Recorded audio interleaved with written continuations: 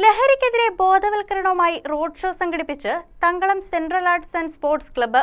വിവിധ ഫുട്ബോൾ ടീമുകളിലെ താരങ്ങളും ക്ലബ്ബുകളിലെ അംഗങ്ങളും റോഡ് ഷോയിൽ പങ്കാളികളായി. Thankalam central arts and sports ക്ലബിന്റെ ആഭിമുഖ്യത്തിൽ ലഹരി വിരുദ്ധ ബോധവൽക്കരണത്തിന്റെ ഭാഗമായി റോഡ് ഷോ സംഘടിപ്പിച്ചു.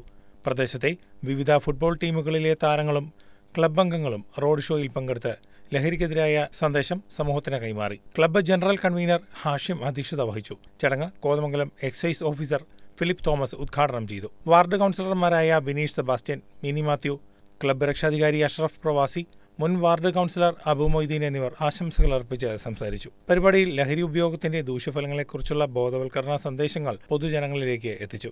സമൂഹത്തിൽ ലഹരി വിരുദ്ധ സന്ദേശം വ്യാപിപ്പിക്കുന്നതിന് ഇത്തരം പ്രവർത്തനങ്ങൾ കൂടുതൽ ശക്തി പകരുമെന്നും ഉദ്ഘാടകൻ അഭിപ്രായപ്പെട്ടു.